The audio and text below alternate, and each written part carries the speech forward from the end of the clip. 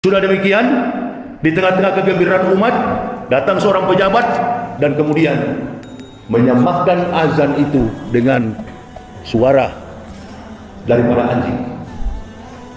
Nah, ibu bapak, saudara-saudaraku, nggak usah terpengaruh. Yakut, siapa lagi? Abu Jongos, Abu Jah, siapa? Lupa saya itu, nama-nama masih rupa-rupanya belum mati semua, masih hidup. Si siapa? Abu Jahal itu siapa? Abu Janda, Abu Jongos itu di Denny Sregar dan lain sebagainya. Rupa-rupanya orang-orang ini masih umur panjang juga. Dan memang orang-orang seperti itu, seperti Abu Jahal begitu, umurnya panjang. Kita ini yang berjuang di jalan Allah ini tuh umurnya makin pendek. Sakit-sakitan, tapi kami tidak pernah menyerah dengan bagaimana macam masalah yang kami hadapi di perjalanan. Nah, dari penjara memang sudah begini keadaannya. Sakit, dalam keadaan sakit kita jadi imam, dalam keadaan sakit kita khutbah, dalam keadaan sakit kita jadi penceramah di dalam penjara. Nggak pernah melemahkan kami, tetap maju dalam menegakkan syiar Islam. Itu yang kami camkan. Ada yang lain, begitu keluar dari penjara, ngomongnya tinggi sekali. Wah, seperti pejuang dia kalau ngomong. Padahal di dalam penjara nggak pernah jadi imam, nggak pernah jadi khotib. Kemudian dengan sesama saudara Muslim saling bermusuhan. Begitu dia keluar, dia seperti pahlawan di luar sana. Namanya Gus Nur.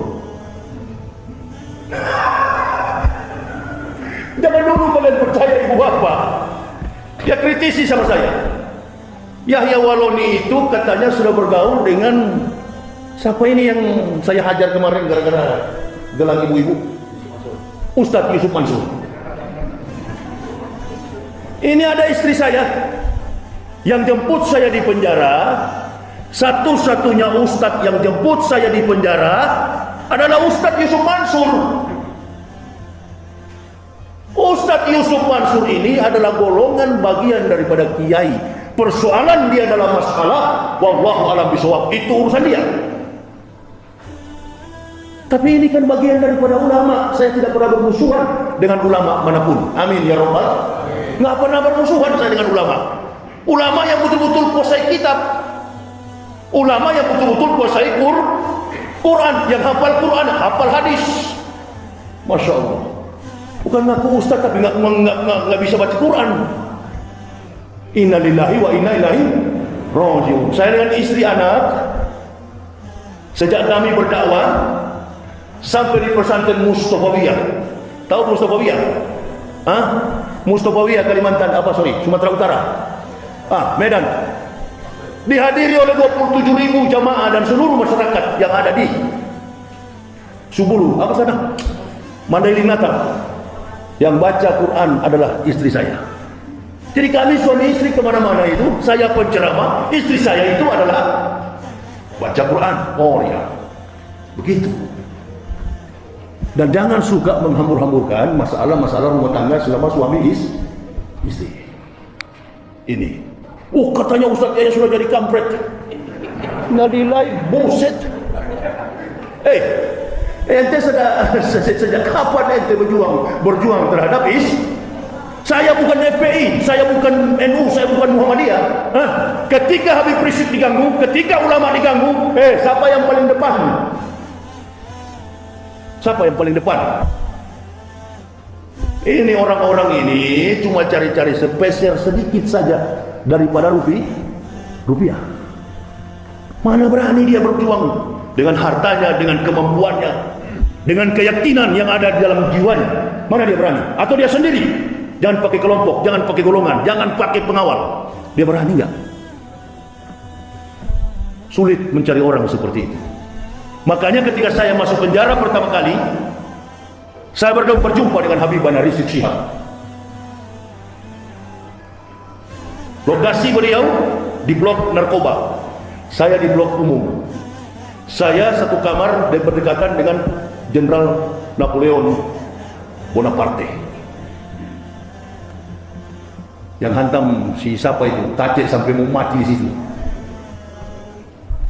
Jadi saya bertetangga dengan Napoleon Bonaparte. Saya bertemu dengan Habib Rizik. Begitu bertemu, beliau peluk saya. Saya menangis, kami berpelukan saling menangis.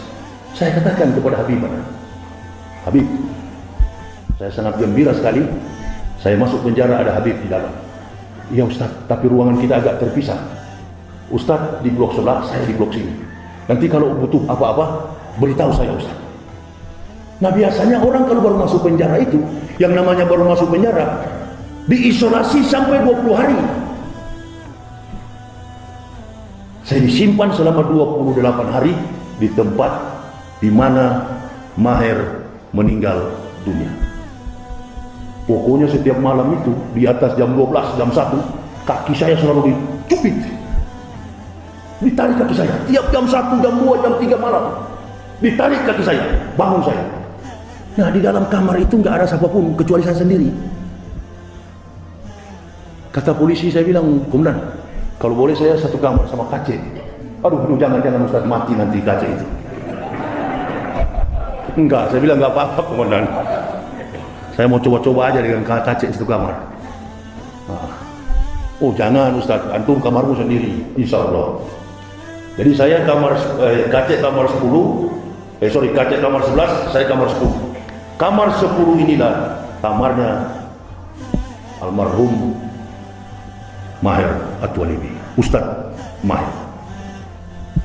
Jam 2 malam itu saya ditarik kaki saya dan selalu muncul suara, bukan di dalam toilet, tapi ada suara yang muncul itu dari arah tempat pembuangan sampah. Seperti orang kesakitan. Di dalam sampah itulah orang seperti digorok lehernya. Saya berusaha cari. Saya katakan kepada kepala rutan, saya katakan kepada ketua RT, Pak Coki, saya katakan setiap malam kaki saya diseret, ditarik, dicubit, dan ada orang-orang yang kesakitan setiap jam 2, jam 3 malam di dalam tempat sampah itu. Saya cari sampai ke dalam, nggak ada tempat. Nah kalau malam hari saya buka baju, karena ruangannya panas dan minta ampun. Jadi cuma pakai kaus oblong, celana pendek, tidur di situ.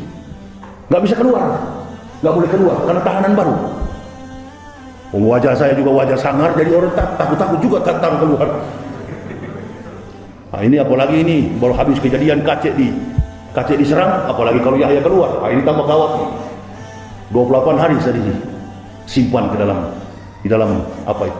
Istri nggak boleh tahu, anak-anak nggak boleh tahu, disimpan saya di situ. Adakah saya menangis? Atau saya minta makan? Oh ini saya kelaparan, minta makan saya? Tidak. Disitulah sifat kelaki-lakian kita, sifat keimanan kita muncul di hadapan Allah. Ini ya Allah, ini yang kita cari. Yang begini yang kita cari. Jangan cuma di luar kita enak-enak. Di dalam seperti inilah kita akan melihat bagaimana latihan iman yang akan kita peroleh. 28 hari datang kepala rutan sama saya. Sudah waktunya Pak Yahya untuk berbaur dengan jemaah. Tapi ingat Pak, satu hal, apa? Jangan berkelahi di luar. Oh tidak Pak, tidak. Kami tidak berkelahi. Saya dengan Kacek pun tidak mungkin berkelahi. Nah ini Kacek orang masuk agama Kristen. Anehnya dia dari Islam masuk agama Kristen, KTP-nya Islam. Nah ini dia, ular kepala dua. Nah itu dia, betul kan? Dia masuk agama Kristen tapi KTP-nya tetap Islam. Satu waktu ceramah subuh saya katakan, antum kalau sudah masuk Kristen, KTP-mu robah, KTP beragama Kristen. Supaya jadi anggota Kristen yang baik, kalau anda seorang Muslim, jadi seorang Muslim yang kafir. Begitu. Banyak sekali orang-orang di dalam juga yang beragama Kristen gak suka dengan cara seperti Kacek. Saya pertama-tama agak keras menghadapi orang Kristen pertama di dalam penjara.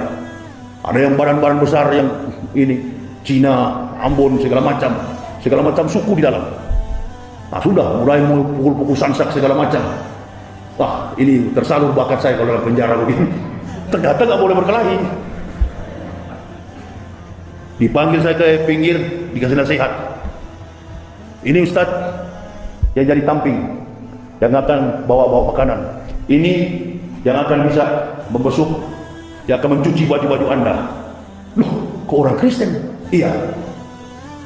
Nah, bagaimana ini kalau dia tahu apa-apa di dalam makanan? Ternyata makanan itu memang sudah dari polisi. Jadi tamping itu orang-orang Kristen kebanyakan. Nah, mulailah kita mulai berteman. Mulai main remi, main apa itu catur dan lain sebagainya. Jadi miniatur kecil, jadi model daripada kehidupan keberagamaan yang ada di Indonesia. Yang tadi-tadinya kita keras kepada orang Kristen, begitu kita sampai di dalam, Allahu Akbar. Oh, begini cara hidup manusia Indonesia. Kita hidup di dalam.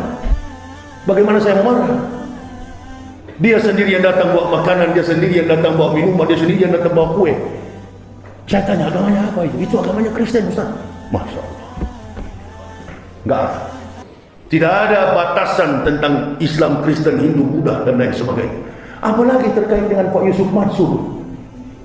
Ini kan seorang kiai, dia punya masalah, dia punya persoalan dengan berjamaah. Itu urusannya. Sebelum antum hantam dia, saya sudah duluan hantam. Buka di YouTube. Buka di YouTube, viral nama saya itu. Sampai apa kata Yusuf Mansur, kiai. Ini Ustaz, kalau saya lihat video Ustaz ini, saya ingin ketemu Ustaz hantam saya ini di ceramah. Malah saya jadi malu.